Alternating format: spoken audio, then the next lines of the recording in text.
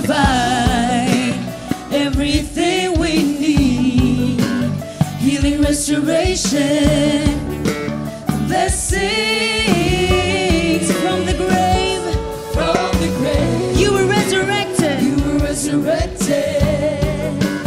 On the cross you saved humanity. Oh God, you give life. You give life to the dead. You turn water into wine. Nothing is impossible for you. The God. Everybody sing. You are the God. Come on, church. You can do miracles, nothing is impossible. As long as we believe, you can do miracles. Our God is the God of miracles. You are the God who can do miracles. Nothing is impossible as long as we believe. You can do miracles. Our God is The God of miracles. oh, oh, oh, oh, oh, the God of miracles.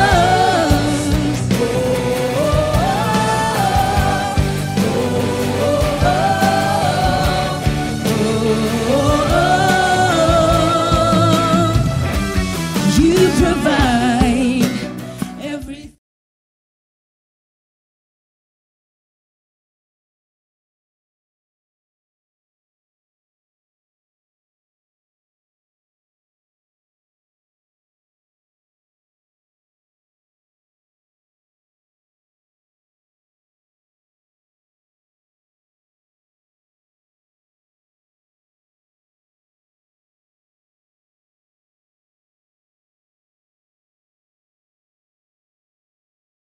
Again.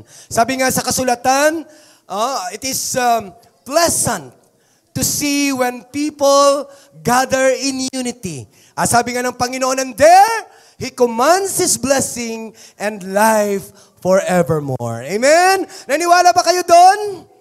Amen. Hallelujah. Sabi nga kanina sa ating prayer, mapalad po tayo ngayong araw na ito kasi we will not only worship the Lord, but we will also partake of the Lord's Supper through communion. Amen po ba? Do you have already your elements? Well, pakitaas nga ng elements natin. Ayan. So ready po natin yan. Ipipeel off natin yan para sa ating communion.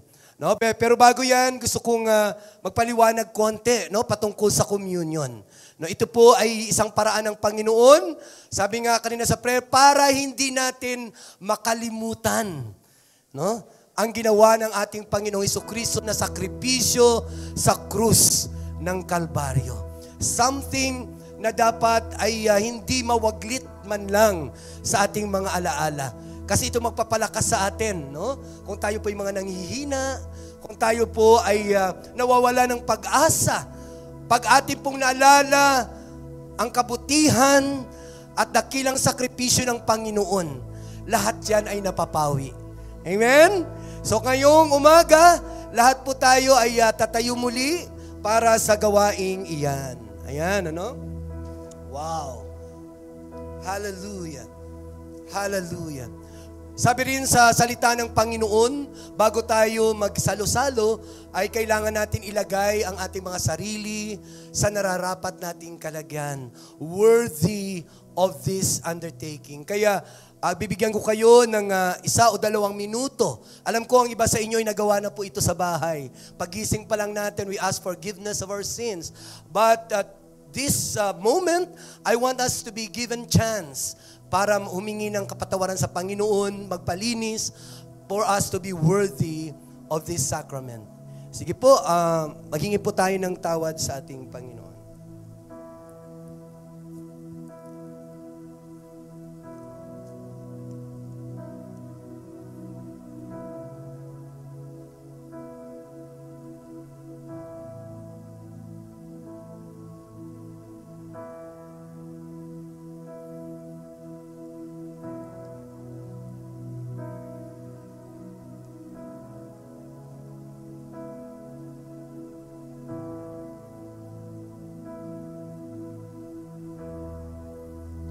Hallelujah.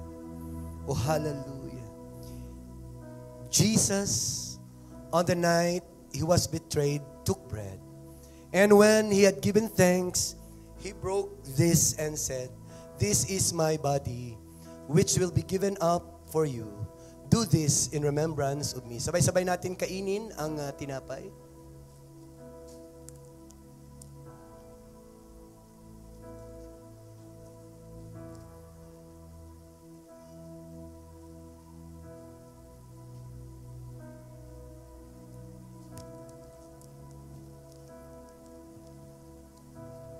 And after supper, he took the cup saying, "This is the new covenant in my blood.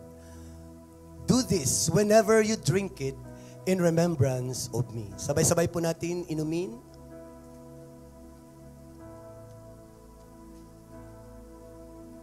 Manalangin po tayo. Hallelujah, hallelujah. Ama, maraming salamat, Panginoon, for allowing us to partake of this Lord's Supper, Panginoon. At maraming salamat, O Diyos, sa pagkakataon na ito, Panginoon, na makaniig muli namin ang aming Panginoong Jesus sa ganitong sakramento, Panginoon. He with us and us in Him, Panginoon. Pagiging isa, Panginoon, pagiging ultimate, and it gives us power, Panginoon, na patuloy kaming humindi, Panginoon, sa mga kasalanan, O God. It gives us victory, Panginoon, over our trials, our sufferings, because you will give us hope and you will give us your words of assurance, Panginoon, na kahit anuman ang mangyari, anuman ang sitwasyon ng bawat isa sa amin, we are your children, Panginoon, at hindi mo kami pababayaan kailanman. At O Diyos, sa amin pong patuloy na pakikinig ng iyong mga salita, I pray that you speak transformation. Maunawaan sana namin ang iyong pakay, Panginoon, sa iyong mga salita na sasabihin sa umagang ito. Para na rin, O Diyos, sa aming kapakinabangan at sa iyong gloria, O Diyos. Maraming salamat na ikaw ay nasa aming kalagitnaan, Panginoon. Ramdam namin, Panginoon, ang iyong pagkalinga. Ramdam namin ang iyong pagyakap sa amin sa oras na ito. Pinupuri ka namin. We acknowledge your presence. In the mighty name of Jesus, all will say, Amen and amen. Pwede na tayong maupo. Hallelujah. Wow.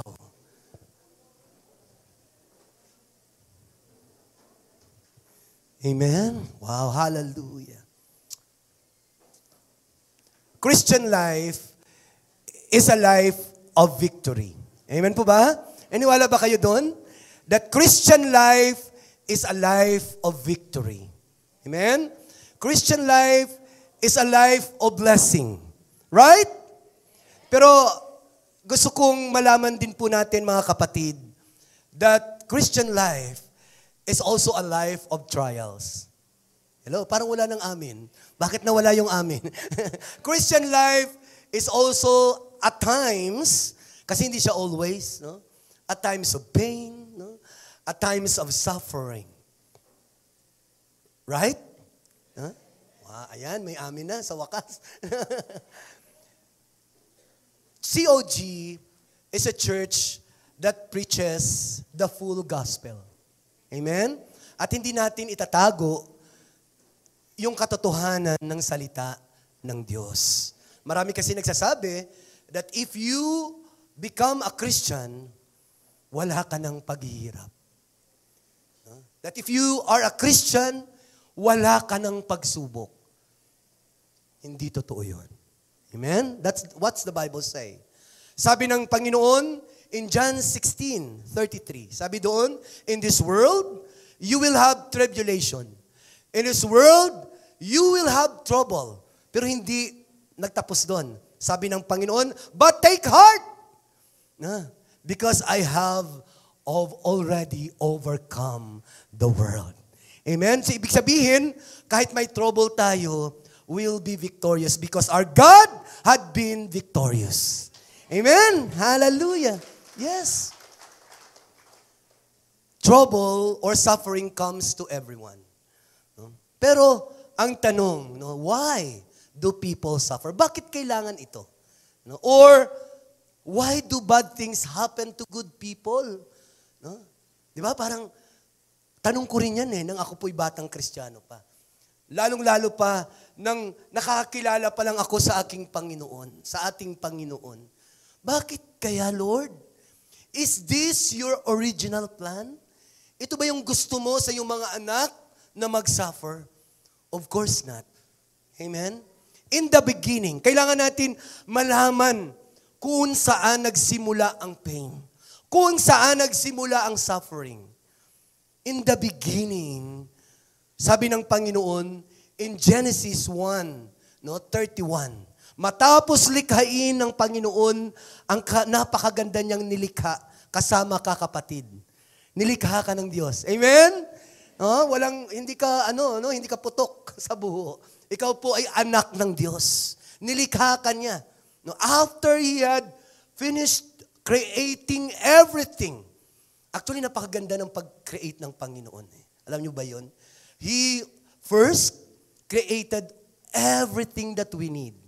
Alam ba natin yun? Napakabuti niya. Hindi niya muna tayo nilikha. Pinahuli niya tayo. Sinigurado niya na lahat ng kailangan mo, kailangan ko, kailangan nating lahat, ay nilikha niya muna bago tayo nilikha. And after that, God said, everything was very good. Sabi ng Panginoon, everything was perfect. Yun po ang sinasabi nating Garden of Eden. In the beginning, there is perfection. Man and even animals, they lived together in one place. Yung mga leon, yung mga babangis na mga hayop, even yung mga halaman ay walang mga tinik. Hindi nagbibigay ng mga sharp edges para masugat ang mga tao noong unang panahon. Ngunit alam naman po natin ang nangyari when sin came to this world. Alam ba natin yun? Siguro lahat tayo ay nakabagbasa na ng Genesis. Nung sinuway ng tao ang Diyos, dito pumasok ang kasalanan. At nang pumasok ang kasalanan, nagkaroon ng mga paghihirap. Nagkaroon ng mga sakit. Nagkaroon ng pain because of sin. Because of disobedience of man. At yun po ang dumating at nadatnan na ng bawat isa sa atin. This cursed world. Huwag po nating hanapin ang paraiso sa mundong ito kasi hindi po natin siya matatagpuan. But when we have Jesus, but bilang mga anak ng Diyos, when we have Jesus in our life, He will let us experience paradise on earth. Amen? He will let us live in this world. Kahit hindi ito yung tunay nating mundo, He will let us live here in victory. But in the meantime, mayroon po tayong mga pain. Mayroon pa tayong mga pain. Just like a blessing comes to everyone. Just like rain is experienced by people who believe in God and also by people who do not believe in God. Yung ulan ay nararanasan ng mga taong hindi kumikilala sa Diyos, pero nararanasan din ito ng mga taong kilala ang Diyos. Katulad din ng pain, katulad din ng sufferings. Everybody suffers because of the consequence of the original sin brought by our forefathers. At napakarami nito. Actually, hindi lang forefathers natin ang nagbibigay ng suffering sa atin. Sometimes, our own decision. Our own decision. Kasi binibigyan tayo ng Panginoon ng ating freedom, will, para mag-decide for ourselves. And sometimes, dahil hindi tayo nagpipray, we decide for ourselves, akala natin tama yun, pero hindi pala, and kalaunan, we reap the consequence of our bad decision. But at times we suffer, not because of ourselves. Hindi dahil matigas ang ulo natin. Sabi, Pastor, hindi naman ako, lagi ko namang iniingatan ang mga desisyon ko, bakit nagsasuffer pa rin ako? It is because of sin around us. It is because of decision of other people. Diba? Pag hinold up ka ba, kasalanan mo yun, kapatid? Hindi. Amen? Hindi mo yun kasalanan. Di ba? Pero you reap the consequence of the sin of others. Kasi tayong lahat ay nandito pa sa mundong sinumpa, sa mundong makasalanan. Pero, brothers and sisters, I want to assure you that if we are in God, we are protected. Amen? We are protected. Hello? We are protected. Pero makakaranas po tayo. Kasi yun po ang sabi ng Panginoon. And whatever form of sufferings, of pain we have right now, ang sabi ng Panginoon sa mga nakakilala sa Kanya, sa mga anak niya, nandito ba yung mga anak ng Diyos? Ito ang sabi ng Panginoon. In Romans 28:29, we know that in all things, when you say all things, lahat yan, kahit masama, mabuti, o sa palagay mo ay hindi katanggap-tanggap sa iyo, lahat yan works for good with those who love Him. Wow. Pastor, ano ba yung good sa kamatayan? Ano ba yung good sa sakit? Ano ba yung good sa failure? Mahirap, di ba? Mahirap pa i-explain. But at times, God allows this thing to happen for your sake, for your own good. Sabi diyan, for those whom He has called according to His purpose. Kayo yun. Tayo yun. Amen. Ito pa ang isang pinakadakila, ultimate purpose of God. Those whom God had already chosen, He also set apart to become like His Son, so that the Son would be the first among many believers. Yes, everybody suffers, but our sufferings as Christians are purposive. Amen? May dahilan. Amen? At ang dahilan is to become like His Son. Wow. At ang pag kinumpara natin yung ating mga sarili to other people who do not believe in God, who also suffers, meron tayong advantage, kapatid. Napakalaking advantage. Why? They suffer, we also suffer, but we have God with us. Amen? Hello? Gusto mo ba hindi mag-suffer, tapos wala yung Diyos sa'yo? Siyempre, gusto mo na lang mag-suffer, basta ng Diyos ay nasa iyo. Amen po ba? Palakpakan po natin ang ating Panginoon. Sabi sa unang Pedro, so be truly glad. Yun pa sabi ni Peter, nag-suffer na tayo, be glad. Why? Ano sabi niya? There is a wonderful joy ahead, even though you must endure many trials for a little while. Pag sinabi natin a little while, temporary lang po yan, transient. You know what transient is? Ngayon nandyan siya, bukas wala na. Kaya kapatid, kung mayroong nararanasan ngayon na mga pagsubok, lilipas din yan. Sabihin mo sa katabi mo, lilipas din yan. Ayan, lilipas din yan. That is what is good with trials and sufferings. Lilipas din siya. Kaya wag mong tambayan. Sabihin mo sa katabi mo, wag mong tambayan. Ayan. Wag mong tambayan yan. Ito ang purpose ng Panginoon. These trials will show that your faith is genuine. Yun pala yan. Yung mga trials sa pala ito ay para talagang mapatunayan kung ang iyong faith ay totoo. Hello? Paano natin mapatunayan kung ang faith natin ay totoo? Kung, okay, hayahay lang ang buhay mula umaga hanggang gabi. Paano mo patunayan yung faith mo? It is only through test. Hello?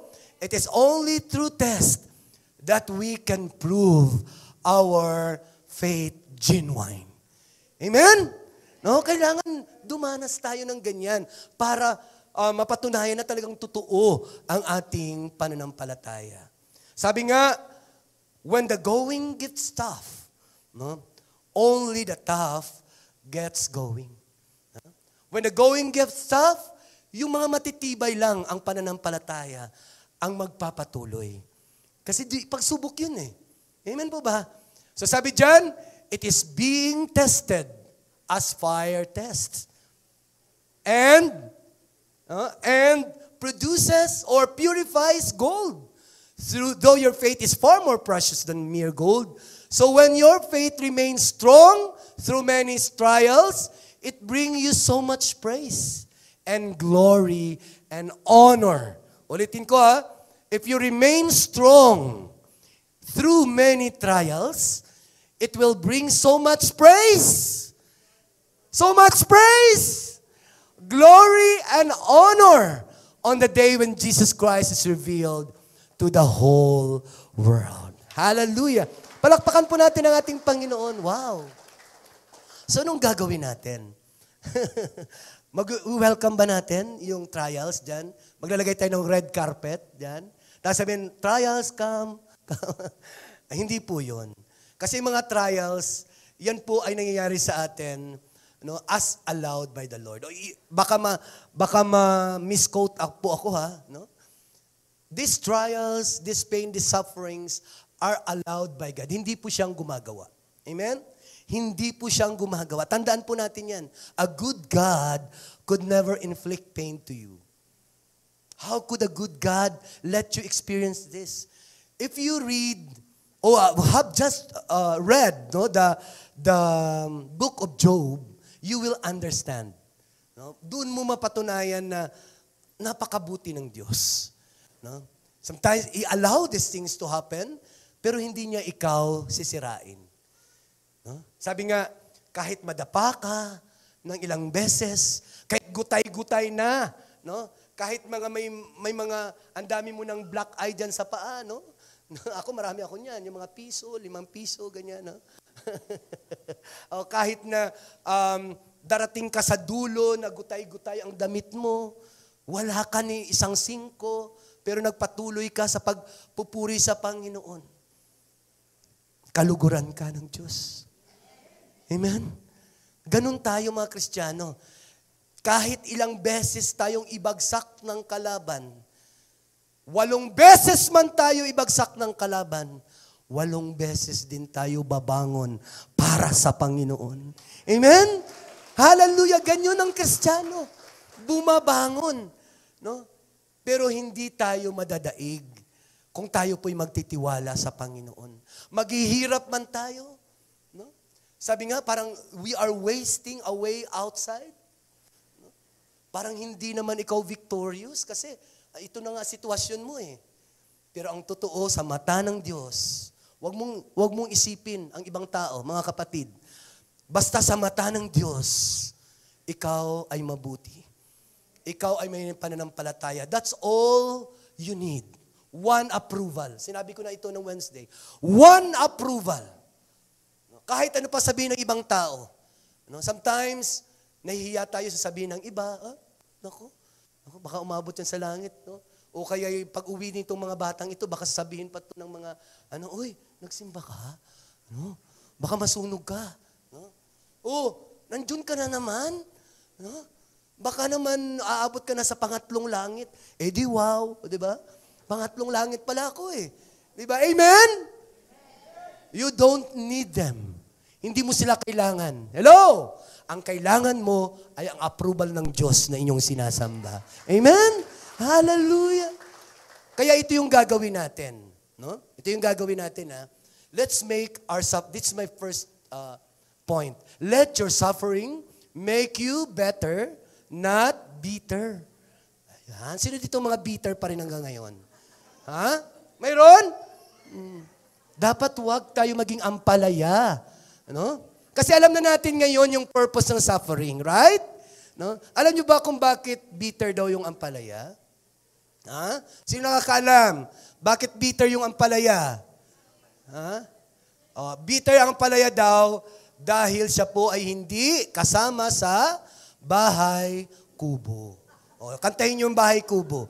Wala po dyan ang ampalaya. Kaya mapait siya, no? Bitter siya. Kaya sabihin mo sa katabi mo, wag kang maging ampalaya. Pag hindi ka nakasama, pag hindi ka napansin minsan, di ba, na naging bitter ka, wag ganun. Sabihin mo sa katabi, wag ganun. Wag kang maging bitter. Wag kang maging bitter. No? Kasi sabi ko nga, isa lang ang kailangan mo, kapatid. Minsan, hindi approve sa lahat, pero approve sa Diyos, yun ang gagawin mo. Amen? Yung approval ni God ang kailangan ng bawat isa sa atin. Kasi kahit ano pa na mangyari, pangako ng Diyos, hindi niya tayo iiwan. Hindi niya tayo pababayaan. Make no mistake of that. Amen? Ito pangako niya sa Isaiah, sabi niya, when you go through the deep waters, I will be with you. Ayan po. Sino ba ditong pinapalakad ng Diyos sa malalim? Kasi gusto lang natin lagi sa mababa lang na tubig, di ba? Tama? Para safe. Pero alam niyo po, doon lang sa malalim natin matatagpuan ang pagpapala na higit pa sa ating inaasam. Kaya huwag tayo matakot pumunta sa malalim na tubig. No? Kasi kasama natin ang Diyos. Dito na lang ako kasi sigurado na dito eh. Dito na lang ako sa malalim. Pwede na dito, tabo-tabo na lang. Pwede naman. Pwede naman na. Ayaw mo mag-swimming na masarap mag-swimming sa malalim na tubig. Kasi natatakot tayo ay malunod. Pero ito sabi ng Panginoon, when you go to the rivers of difficulty, you will not drown. Hindi ka malulunod. Siguro, gaganon-ganon ka, no? Pero iaahon ka ng Panginoon. Sigurado yun. Tiyak yun. Iaahon ka ng Panginoon. Nalulubog ka na ba kapatid ngayon? No? Hindi ko alam kung saan ka nalulubog ngayon. Baka sa utang, no? O baka sa mga pagsubok, no? Baka sa sakit, no? Hindi ko alam. Sa doubts, no? Sa bitterness, no? Sa unforgiveness. Hindi ko alam kung ano po yung mga bagay na nagpapalunod ngayon sa iyo. Pero sabi ng Panginoon, you will not drown. Amen? No? Sabi nga ng iba ay susuko o maghihirap, no? Pero hindi susuko. Amen?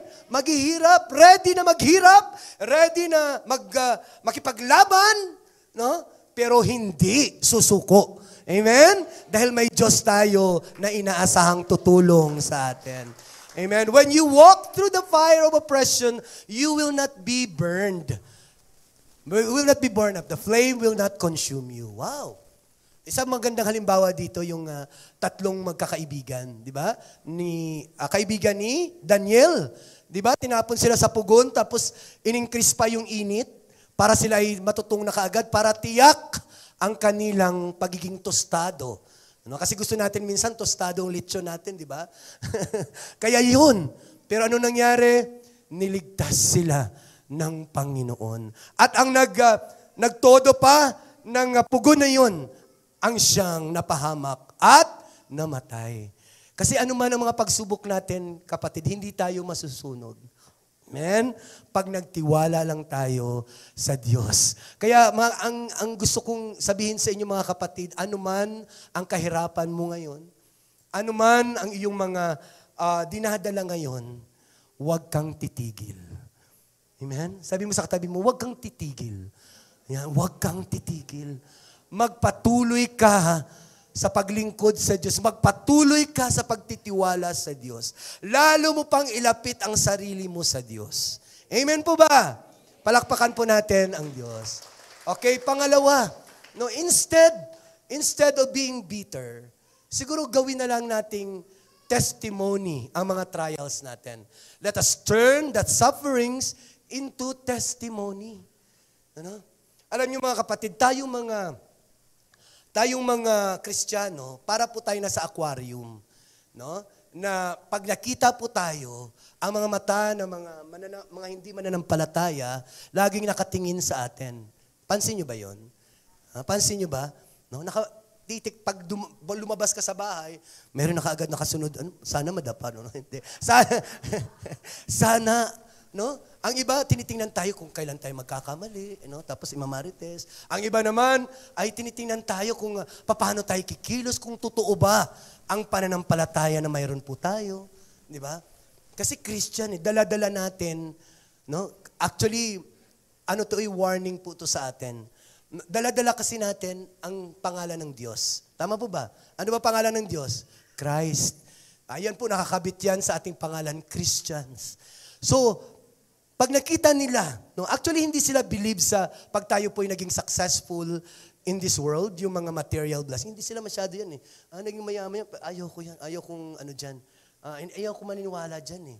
Kasi nakita ko yan eh, nagbenta yan ng, dapat ang benta lang dyan ay 50, pero ang pagkabenta niya ay 500, birin mo, ilang percent. Parang ganun. Galing yan sa no? Pero alam niyo kung saan sila hahanga sa mga Kristiyano kung tayo po ay hinahandle natin ang ating mga pagsubok, ang ating mga sufferings the right way. Kung hinahandle natin ating mga sufferings, ang ating mga trials, the way God wants us to handle it. I-accept natin yung mga trials na yun and let God work in the trials, no? And sigurado ako na tayo po'y magtatagumpay doon. Kasi alam niyo po, walang testimony, sabi nga ni Rick Warren, no? Walang testimony na walang test. Tingnan niyo po yung testimony ng word. There is no testimony without a test. And there is no message without a mess. Kailangan talaga yun eh. Alam niyo, ako po ay nakaranas din ng matinding pagsubok sa buhay. Lalong-lalo na nang inaccept ko ang call ni God to be a pastor of this church way back in 2015. No, I mean 1 to 2 years later, no, ay habang kami po ay nagpi-pray ng another child, no, kasi yung mga anak ko babae. So we pray for a male, no, yung boy na child, no. So tinanggap naman at sinagot ng Panginoon. So nabuntis si Mrs. Pero during that time, ako po ay wala ng trabaho kasi hindi na ako bumalik sa abroad. So pinag-pray namin na wow, this is a blessing from the Lord. And this is where we start. And we really feel, no, the faithfulness and goodness of God. Pero alam niyo po ba na in the midst of our prayers, nang amin po siyang pina-check up sa first trimester pa lang, siya na po ay na-diagnose na mayroong Edwards syndrome or trisomy 18. Isang kondisyon na it's not really compatible to life. Nung tiningnan ko yung research about this disease, ay usually namamatay siya sa loob ng tiyan o kaya mabubuhay man siya pero hindi siya umaabot ng 1 year. Parang na-shock ako, nagtanong kay God, Lord, kung bakit ako pa naglingkod sa iyo, bakit lalo pang dumami ang mga paghihirap na iyong pinaparanas sa akin? Nagtanong ako kay Lord, no? Tapos wala pa akong trabaho, no? So parang everything ay parang sobrang dark. Alam niyo 'yon, no? Parang Lord, bakit kailangan ko maranasan ito? No? So pero siyempre nagtitiwala pa rin ako sa Panginoon. And when we return to the OB, sabi niya ay ipapalaglag. No? Kasi delikado sa asawa. Kasi pwedeng mamatay, pag hindi na monitor ay ang buhay din ng asawa ang siyang pwedeng at risk. So, but as Christians, siyempre, bilang lingkod ng Panginoon, ay hindi natin kayang gawin at ilagay sa ating mga kamay ang buhay ng isang tao. So we just prayed to God na He will move in a miraculous way, na siya po ay naniwala ako na walang mahirap sa Kanya. Amen po ba? Hello? Walang mahirap sa Diyos. Sabi ko, Lord, kayang-kaya mong gawing healthy yung anak ko when he comes out. Pero siyempre, ganun pa rin. Lagi-lagi kaming nagpapacheck up. Ganun talaga ang sitwasyon niya. Pero hindi ako naniniwala doon kasi I believe in God. Pero alam nyo, nang ipinanganak siya, ay patay. No? Stillbirth yung anak ko. No? Naglilingkod ako sa Panginoon at I have covenant with the Lord na Lord, ilabas mo lang ang bata na buhay. I will even be more diligent in doing my work in the church. Pero hindi sinagot ng Panginoon. There are things, mga kapatid, na hindi mo kayang i-explain sa buhay na ito. 2 months, hindi pa natapos yung luksa, no? We got a news na yung tatay ko ay kailangan naming umuwi kasi namatay. Tapos parang sunod-sunod siya. No? Lahat, parang during that time, parang ako ay, unli ako. Unli ako sa mga pagsubok ng buhay. So, we have to fly to Iloilo and then kailangan ipalibing doon tapos babalik na naman kami. Ganyan po. Sobra. And I asked God. At it actually affected my service to the Lord. Naglaylo din. Tao lang din naman po ako. Di ba? Tama po ba? But one thing I realize is this, na pag tayo mo magsubok, pag nag-concentrated tayo sa tanong na walang sagot, will just make our life bitter. Kailangan lang magtiwala ka sa Diyos. Kasi sabi naman sa Old Testament, no, sa Psalms, there are things na pang Diyos lang, na hindi mo kayang sagutin. At ang Diyos lang ang nakakaalam. Amen? Sige, palakpakan po natin ang Diyos. But after that, na pagsubok, ay patuloy akong pinalakas ng Panginoon. Ngayon, no, kahit ano pa mga pagsubok na dumarating sa buhay ko, parang hindi na siya foreign sa akin. Hindi na siya, hindi na ako nag-worry. Kasi naranasan ko na yung worst sa aking buhay. Ngayon, no, pag may mga tao na nawalan sa buhay, sa buhay, ay very effective na. Yung pag kinausap ko sila, sinasabi ko na ako namatayan din. Agad-agad nag-iiba yung kanilang pananaw. Because God actually allow us to experience this. Ang tawag dito ay ano tawag dito? Yung pag sinisave ka, no? Yung dahil sa suffering mo na yun ay nasisave yung iba, no? Nasisave ang iba, naliliwanagan ng iba. So who else could be for example powerful and very effective sa isang tao na iniwanan ng asawa, kung ikaw din ay iniwanan ng asawa? Sino palagay mo ang very good counselor doon sa iniwanan ng asawa, bago pa lang, ikaw matagal ka nang iniwan at naka-survive ka? Sino palagay mo? Di ba siya? Kasi naranasan niya yun eh. That's the purpose of our sufferings. Sometimes, hindi mo malaman na provider si God kung hindi ka nawalan. Ngayon, makapagsabi ka talaga na God is my provider dahil wala ka na dun sa kahirapan eh. No? Naranasan namin na arang halos lahat ng gamit namin sa bahay, ibenta namin. Kasi wala nang akong trabaho after, tapos namatayan pa ako lahat. No? Wala akong trabaho. So wala kaming pagkain. So kailangan kong ibenta yung mga gamit namin sa bahay para lang makakain. Ngayon, no? Kung may isang tao na may ganyang sitwasyon, I could readily say na I could minister to him or her effectively. Kasi naranasan ko yun.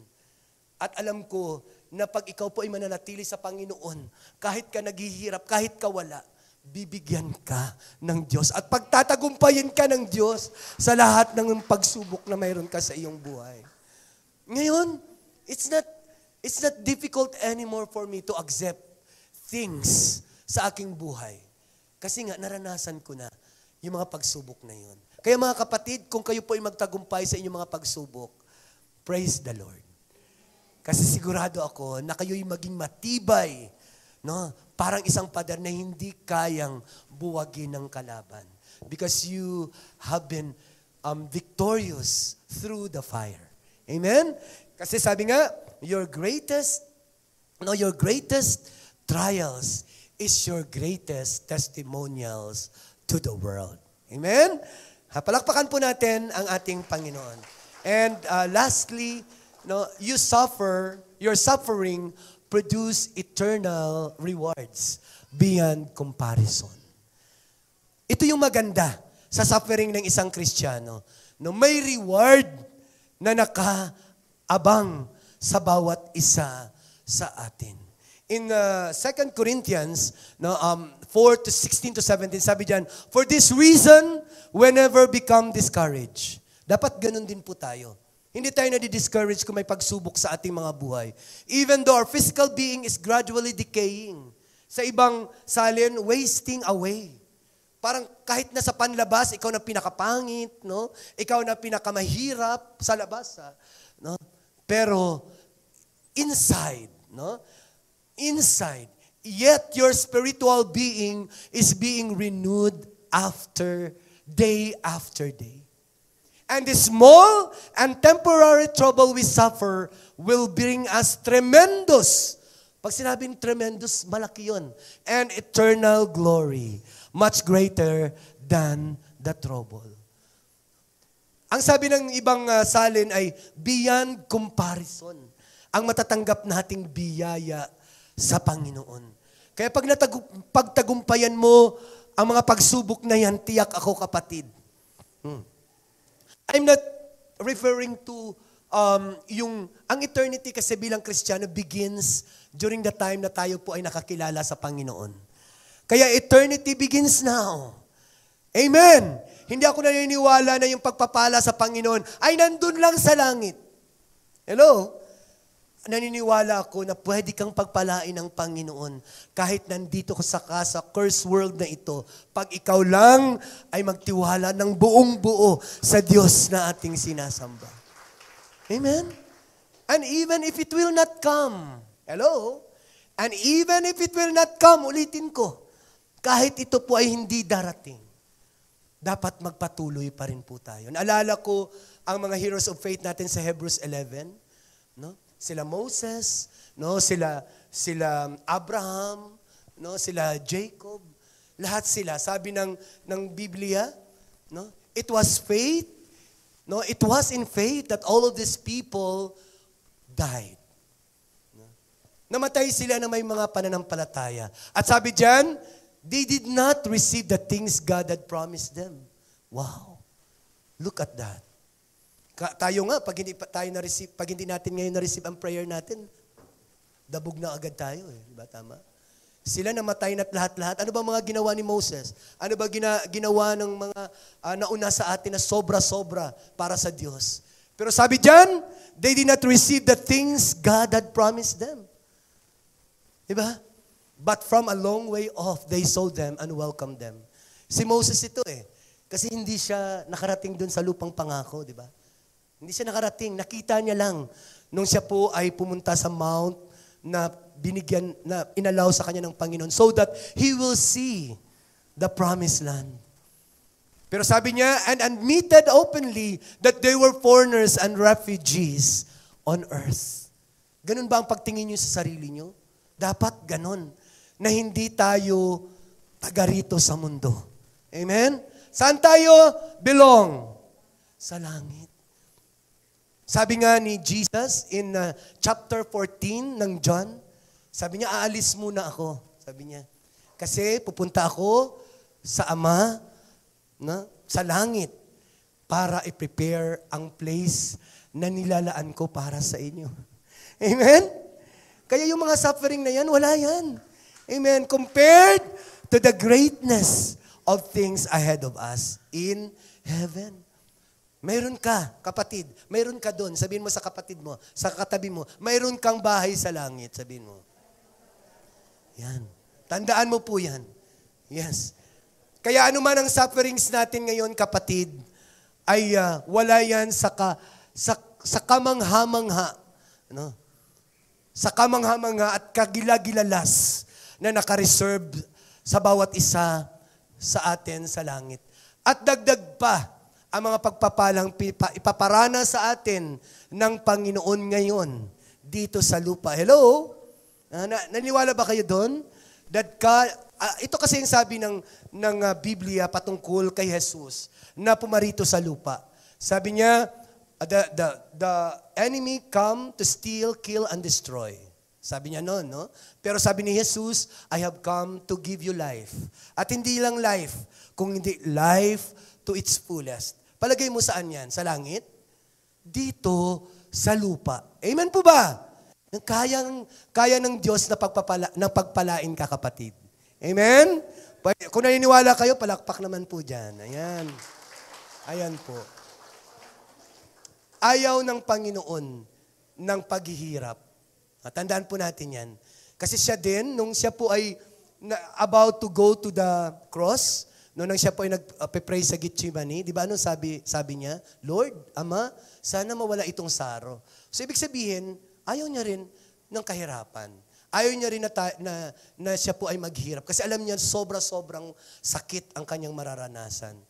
Pero sabi niya nga, grabe surrendered yung buhay niya. No? Sabi niya, pero kahit na, alam ko ang aking datnan kung gaano kahirap yon, yung kamatayan na yon, ay gagawin ko kung ito po ay uuutos mo. Ganun po ang pagmamahal ng Diyos sa Ama at pagmamahal niya sa bawat isa sa atin. Kaya nga sabi niya, pangako niya sa Revelations 21:4, nabasa niyo ba 'yon? No? Sa heaven daw ay wala nang pait, wala nang sakit, wala nang iyak, no? Wala nang paghihirap, wala nang trouble. Everything will be gone. Every trouble will be gone. Every old things will be gone. And new things will come. At ito po yung walang hanggang pagpapala na nanggagaling sa Panginoon. Amen? Sige po, palakpakan po muli natin ang Panginoon. Hallelujah. Did you receive the message from the Lord? Amen. So kung tayo po ay nakareceive ng blessing from the Lord, let us all rise. Amen. Hallelujah. Ano ang dapat nating gawin, no? Pag tayo po ay masyado nang nahihirapan sa mundong ito. Bagamat sabi ng Panginoon ay lahat ng ito ay temporary lang. Ito dapat ang gagawin natin. Sabi sa Matthew 11:28-30, "Come to me, all of you who labored and are heavily burdened." Nababurden ba kayo?